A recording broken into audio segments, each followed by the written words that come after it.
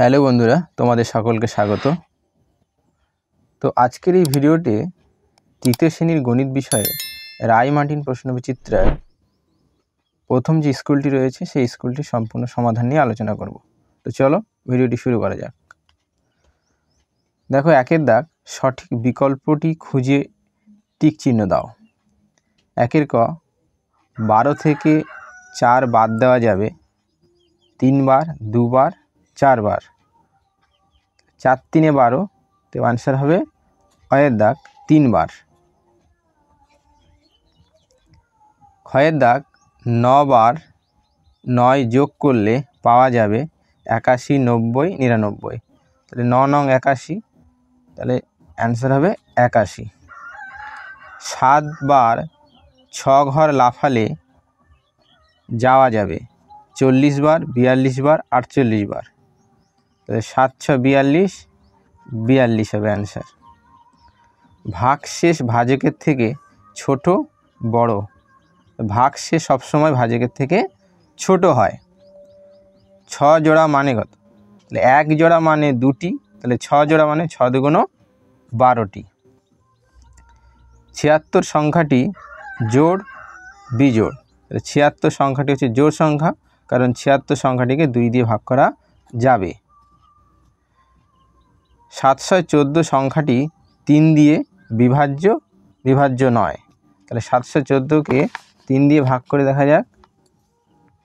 714কে 3 দিয়ে ভাগ, তাহলে 3 দুগুণ 6, 1 11, 3 তিরিকে 9, 2 24, 3 8 24।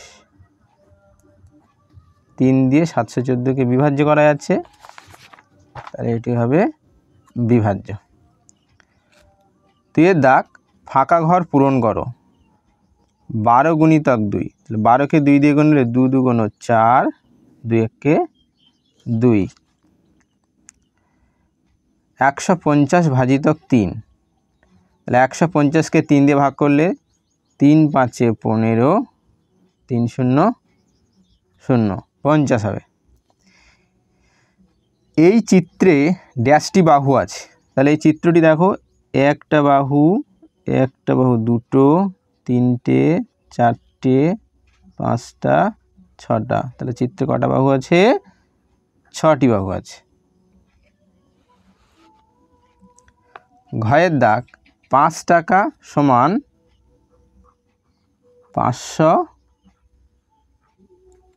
পয়সা।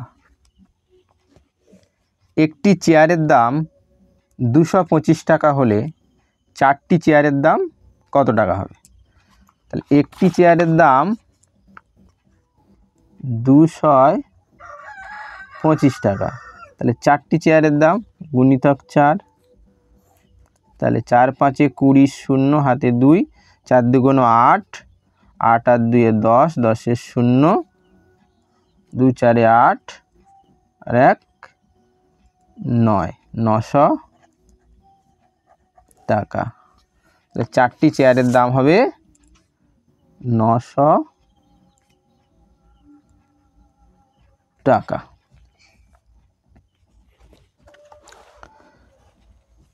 ছয়ের দাগ, জোড় যোগ বিজোড় ইকুয়াল টু কী হবে? তাহলে জোড় সংখ্যা, যেটা আমি জোড় সংখ্যা একটা ধরলাম 8, তার সঙ্গে একটা বিজোড় সংখ্যা যোগ করলাম 11, তাহলে 11 আর যোগ করলে কত হবে? 19। 19 সংখ্যাটা কী হবে? বিজোড়। তাহলে এখানে উত্তরটা কী হবে? উত্তর হবে বিজোড়।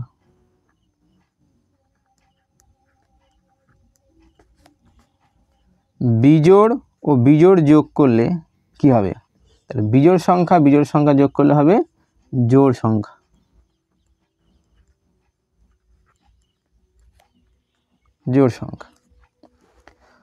বর্গের জ, ভাজ্য ইকুয়াল টু ড্যাশ গুণিতক ড্যাশ যোগ ড্যাশ। তাহলে বর্গের জ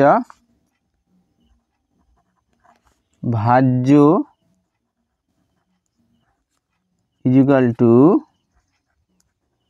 ভাজক গুণিতক ভাগফল যোগ ভাগ শেষ। তাহলে এখানে হবে ভাজক, এখানে হবে ভাগফল, তবে ভাগশেষ।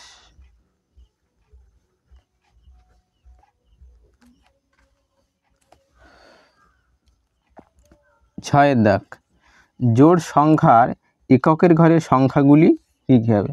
লেখকের ঘরের সংখ্যা 0 হতে পারে, 2 হতে পারে, 4 হতে পারে, 6 হতে পারে, 8 হতে পারে। কোন সংখ্যাকে 3 দিয়ে বিভাজ্য হতে হলে সংখ্যার অঙ্কগুলো সমষ্টি ড্যাশ দিয়ে বিভাজ্য হবে। তাহলে কোনো সংখ্যা যদি 3 দিয়ে বিভাজ্য হয় সেই অঙ্কগুলো সমষ্টিও 3 দিয়ে বিভাজ্য হবে।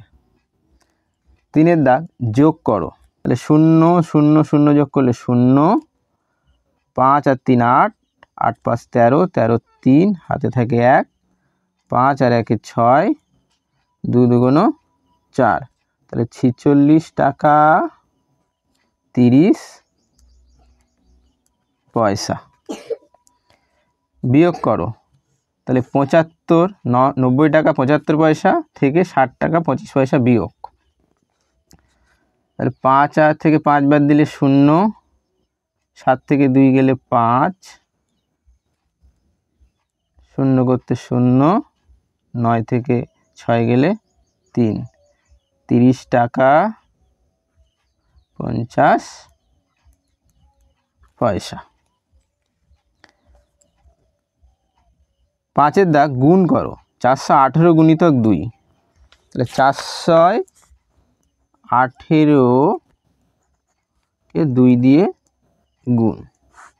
2 8 16, 2 1 2, আর হাতের 1 3, 2 4 8, 836। তাহলে এখানে গুণফল হবে 836। ভাগ করে ভাজ্য, ভাজক, ভাগফল ও ভাগশেষ লেখো। 315 ভাজিতক 5। 315কে 5 দিয়ে ভাগ। তাহলে 5 6 30 হচ্ছে 1, 5 নামলো, 5 3 15। তাহলে এখানে বলেছে কি ভাজ্য, ভাজক, ভাগফল, ভাগশেষ লিখতে হবে। অতএব ভাজ্য সমান 315, ভাজক সমান 5,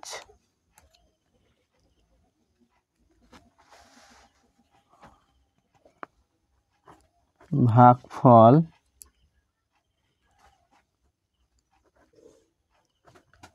ভাগফল 63,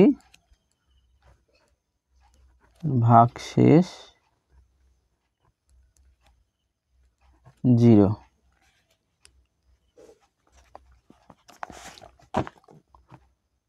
নিচে সমস্যাগুলি সমাধান করো। 7 ক, তোমার জন্মদিনে বাবা 365টি লজেন্স নিয়ে এলেন। তুমি তোমার প্রত্যেক বান্ধবীকে 6টি করে লজেন্স দিলে। কতজন বান্ধবীকে দিতে পারবে? কতগুলি করে লজেন্স পড়ে থাকবে? 7 ক, মোট লজেন্স হচ্ছে 365টি। 365টি। প্রত্যেককে বান্ধবীকে 6টি করে লজেন্স দেওয়া হয়েছে। 6টি করে লজেন্স দিলে 6 6 36, 5 6 0 0 5। তাহলে এখানে উত্তর হচ্ছে কতজন বান্ধবীকে দিতে পারবে? 60 জন বান্ধবীকে দিতে পারবে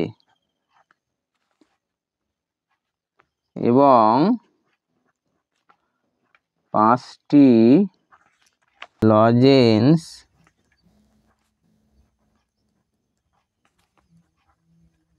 বেশি থাকবে। 7 খ, রানাঘাট থেকে কৃষ্ণনগর যাওয়ার 6টি বাস ছাড়বে। প্রতি বাসে 117 জন যাত্রী আছে।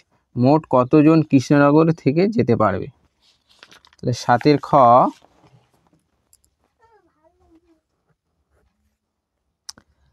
একটা বাসে যাচ্ছে 117 জন, টোটাল বাস ছাড়বে হচ্ছে 6টি। তাহলে 6 দিয়ে গুণ করব, 6 7 42 2, হাতে থাকে 4, 6 1 6, 6 আর 4 10 0, হাতে থাকে 1, 6 1 6 আর 1 7, 702 জন। তাহলে মোট 702 জন যেতে পারবে। 8 দাগ, সমস্যা তৈরি করো। 200 টাকা, এখানে 4টি পুতুলের ছবি দেওয়া আছে। তাহলে সমস্যাটা এরকম করা যেতে পারে। 8 দাগ, একটি পুতুলের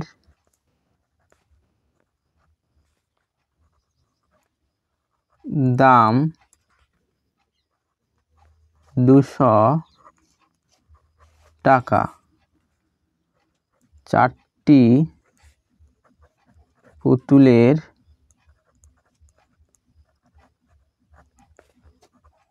দাম কত?